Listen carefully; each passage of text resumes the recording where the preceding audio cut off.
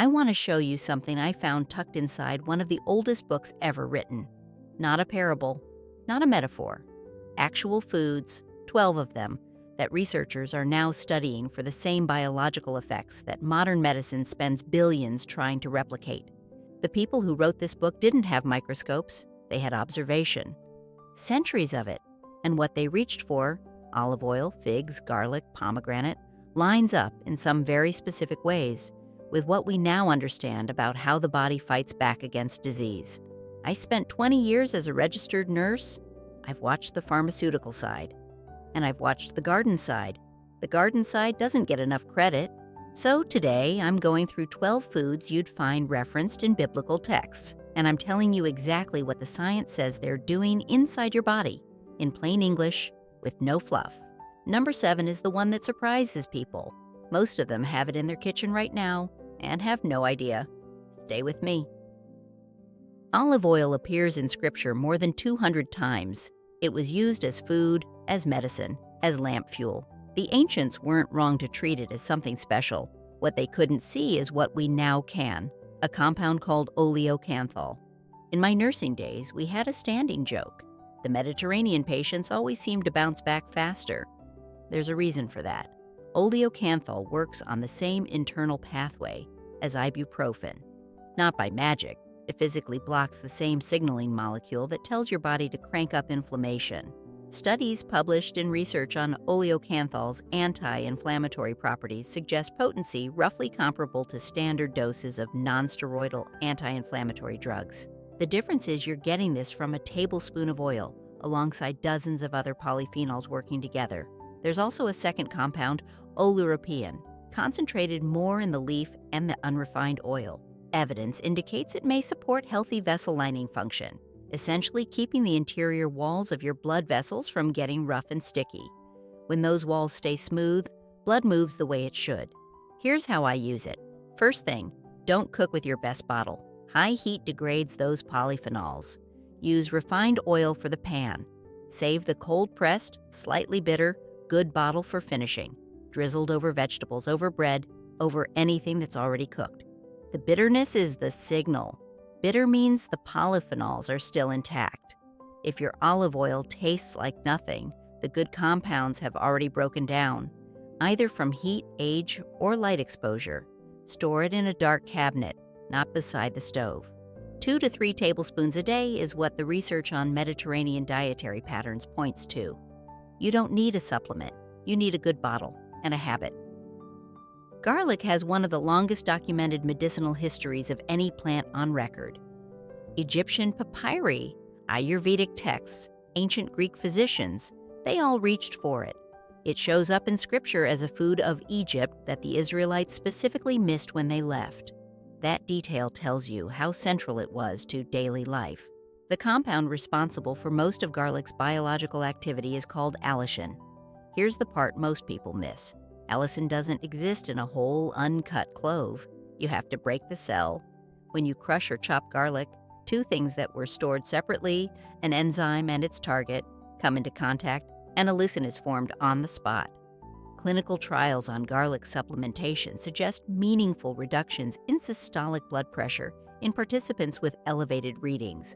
In some studies, effects comparable to certain first-line blood pressure medications. I'm not telling you to throw away your prescription. I'm telling you this is not a small effect.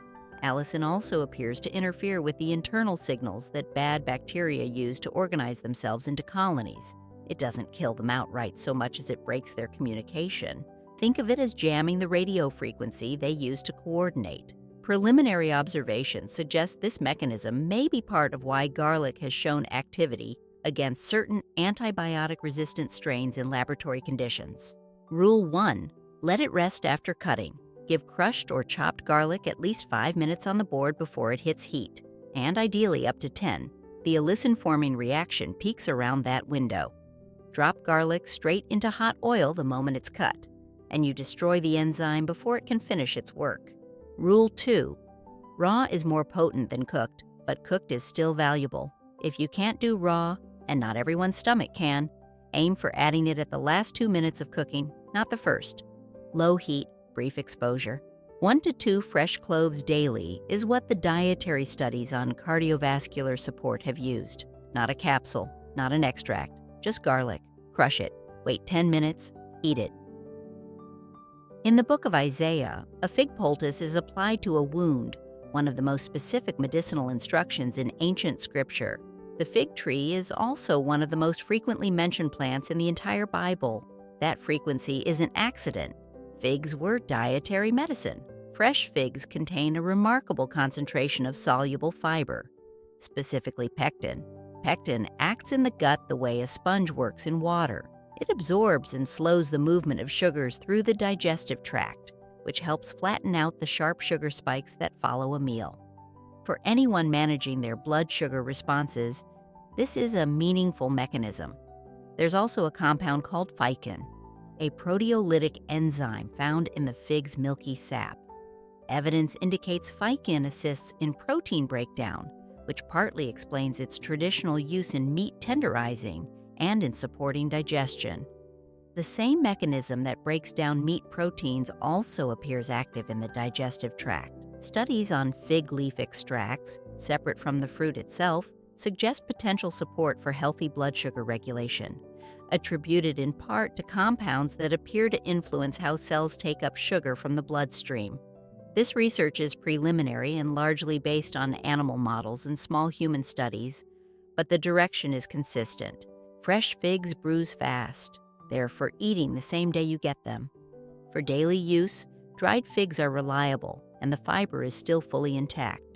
I add 2 or 3 to my morning bowl, or eat them with something that contains healthy fat. Almonds, a pour of olive oil, which further slows that digestive process. Don't peel fresh figs. The skin contains a concentrated portion of the fiber and the polyphenols. Rinse, trim the stem, eat the whole thing.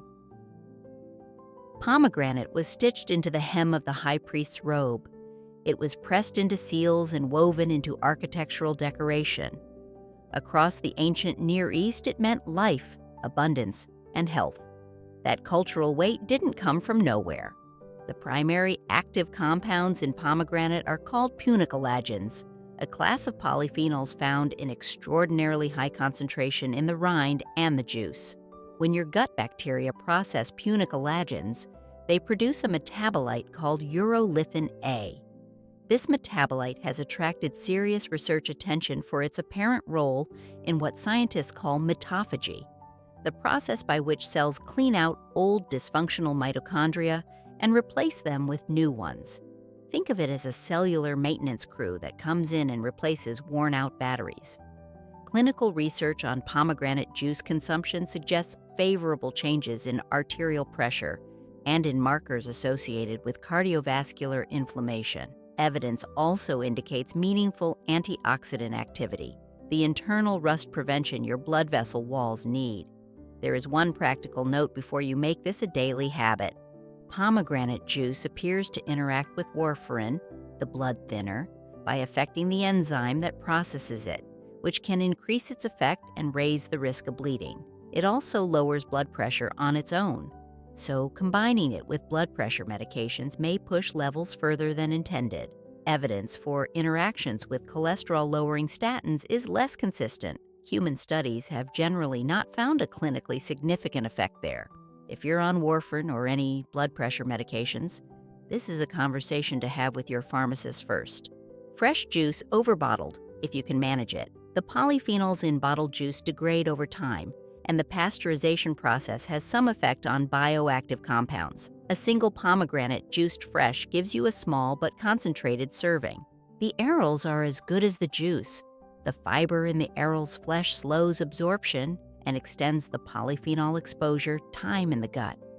I scatter them over yogurt, over grain bowls, over salads. They store well refrigerated for about a week once the fruit is open. Aaron's rod bloomed almonds. The lampstand in the temple was shaped like an almond tree. The almond was the first tree to blossom each spring in the ancient Levant, a symbol of watchfulness and of life beginning again. It was also daily food. Almonds are one of the most nutrient-dense tree nuts we know of. A single ounce, roughly 20 to 23 nuts, delivers significant amounts of vitamin E, magnesium, and a fat profile that research on cardiovascular health has repeatedly connected to favorable cholesterol dynamics. The monounsaturated fats in almonds appear to support a healthy balance between LDL and HDL, the rough and smooth forms of cholesterol, if you like.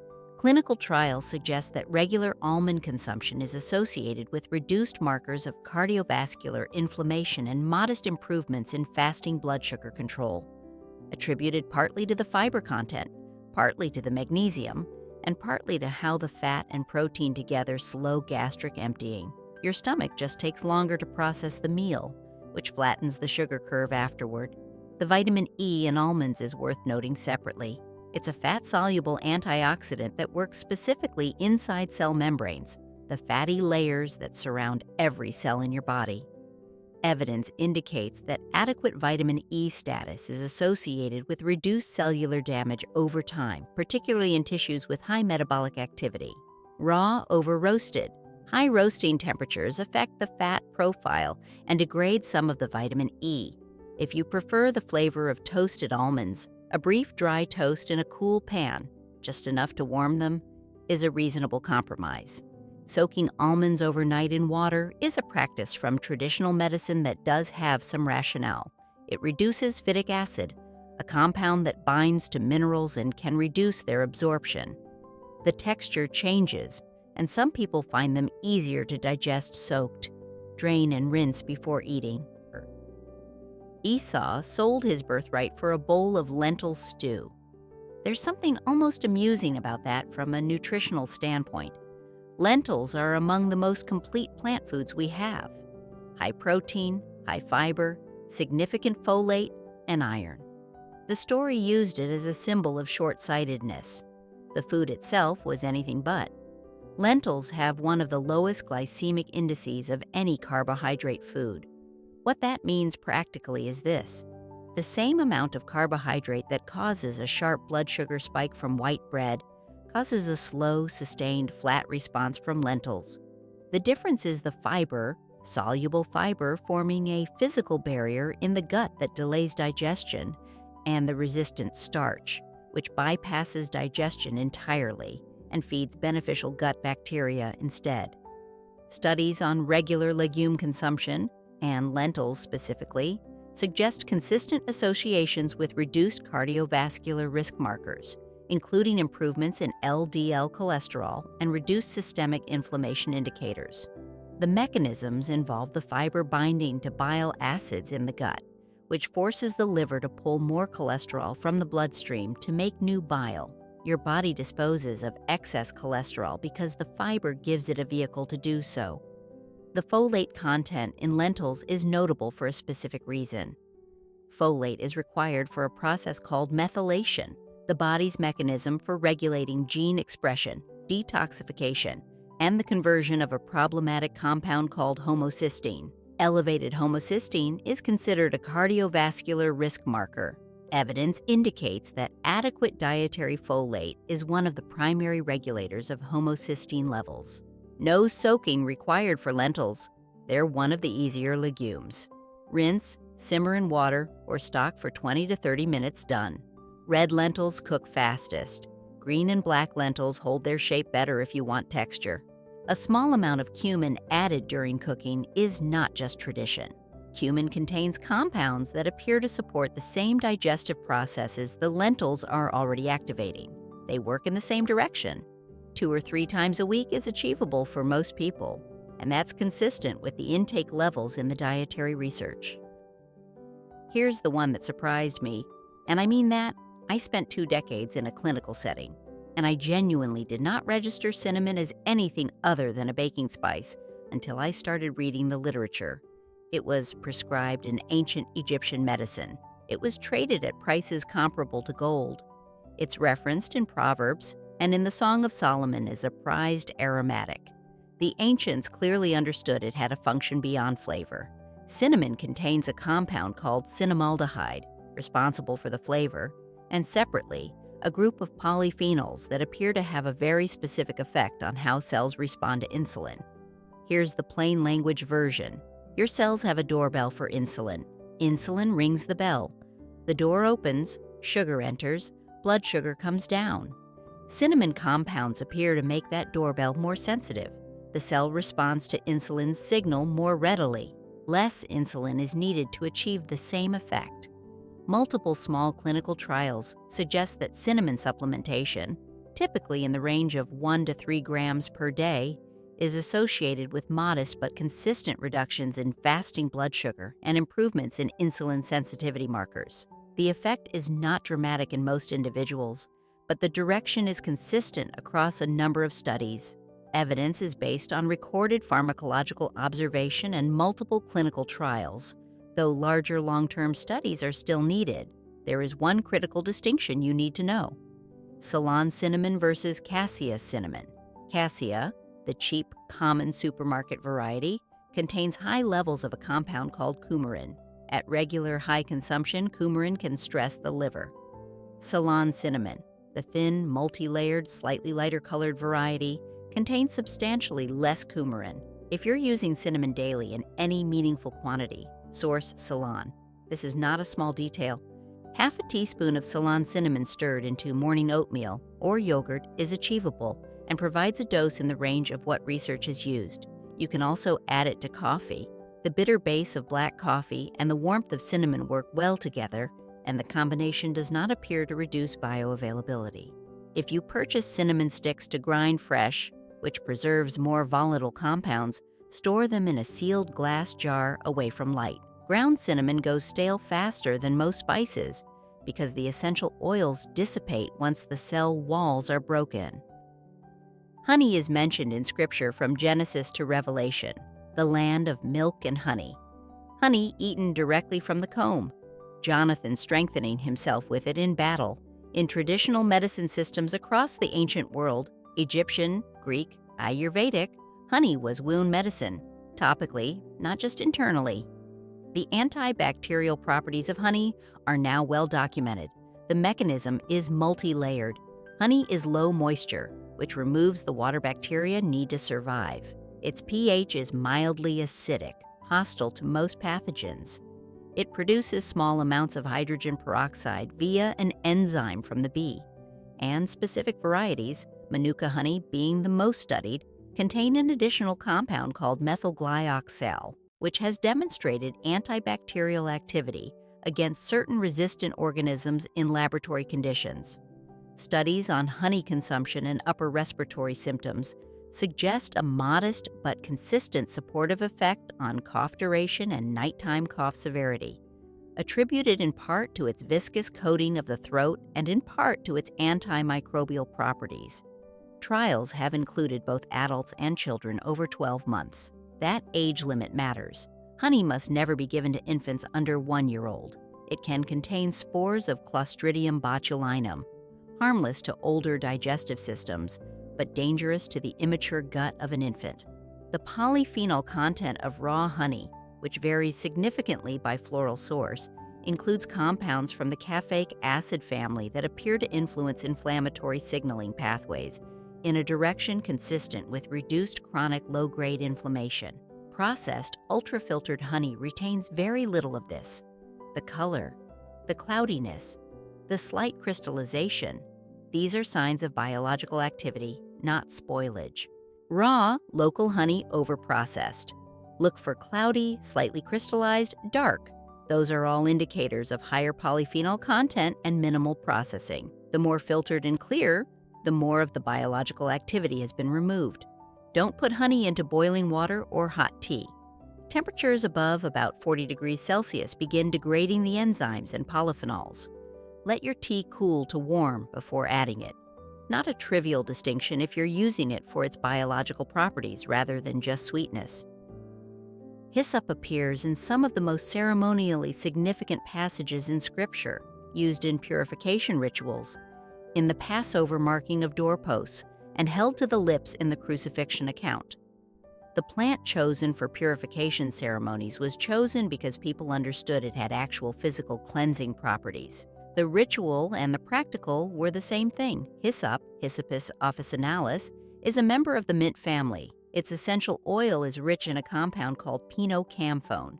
and the plant contains rosmarinic acid, which is also present in rosemary and sage. Rosmarinic acid has been studied for its antioxidant properties and for evidence suggesting it modulates the same inflammatory signaling that rosemary research has pointed to.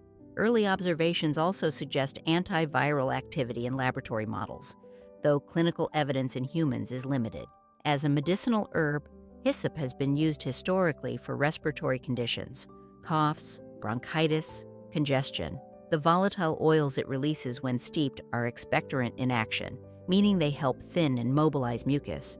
This is basic pharmacological activity well documented in traditional European herbal medicine. Though large randomized clinical trials are lacking, evidence here is based primarily on recorded ethnopharmacological use and preliminary observations. Fresh or dried hyssop as a teaspoon of dried herb to a cup of just off-boil water. Steep for 5 minutes, strain, drink warm. This is the most direct way to access the volatile oils. Cover the cup while steeping to keep the steam and the aromatics from escaping. Hyssop is easy to grow in a pot on a windowsill if you're in a temperate climate. It's drought tolerant, and the bees love it. Having fresh leaf available means you can use it as you would thyme, in stews, over roasted vegetables, dried, and stored in a sealed jar. Isaiah describes cumin being harvested with a rod. It was taxed, measured, and traded in the ancient world as a significant spice. In Matthew, the Pharisees are criticized for tithing cumin while ignoring weightier matters, which tells you something about how precisely cumin was valued down to the last seed. It was not a casual seasoning. Cumin seeds contain a range of bioactive compounds, the most studied being thymoquinone, found in higher concentration in black cumin, Nigella sativa, but also present in related species used in the ancient Near East. Thymoquinone has attracted substantial research interest for its apparent effects on inflammatory signaling and on certain immune cell behaviors. Evidence indicates modulation of NF-κB, one of the master switches that controls the body's inflammatory response. Think of NF-κB as the thermostat for your immune system's temperature. When it's cranked too high chronically, damage accumulates. Thymoquinone appears to help dial it down. Regular use of cumin in cooking, as opposed to supplementation, has been associated in observational studies with improved digestive comfort, reduced bloating, and support for the production of digestive enzymes. The mechanism appears to involve stimulation of bile secretion and direct carminative activity, reducing gas pressure in the digestive tract. If you've ever noticed that Indian cooking doesn't cause the digestive discomfort that similarly high legume diets sometimes do, the cumin is likely part of the reason. Toast whole seeds briefly in a dry pan before grinding or using. The volatile compounds that carry the medicinal activity are released by gentle heat and then more bioavailable. A few seconds in a warm pan until fragrant, not burning. Then grind if you're using in a spice rub. Or add whole beans, lentils, or soups. Black cumin specifically, Nigella sativa, deserves a separate mention. Evidence based on multiple clinical trials suggests that black cumin seed oil shows favorable effects on blood pressure, blood sugar markers, and lipid profiles in a range of populations. It has a stronger, slightly bitter flavor. A quarter teaspoon of the oil added to food or taken directly is the typical dose used in research. The Passover Seder includes bitter herbs as a commanded element, a taste of bitterness to remember bondage. The Hebrew word used in that command, maror, covers a category of bitter plants that includes wormwood and others in the Artemisia family. The bitterness wasn't incidental. It was pharmacologically active. Bitterness in plants is a signal to the body. When bitter compounds hit receptors on the tongue and in the upper gut, they trigger a cascade. Bile production increases. Stomach acid secretion goes up. Digestive enzymes are released.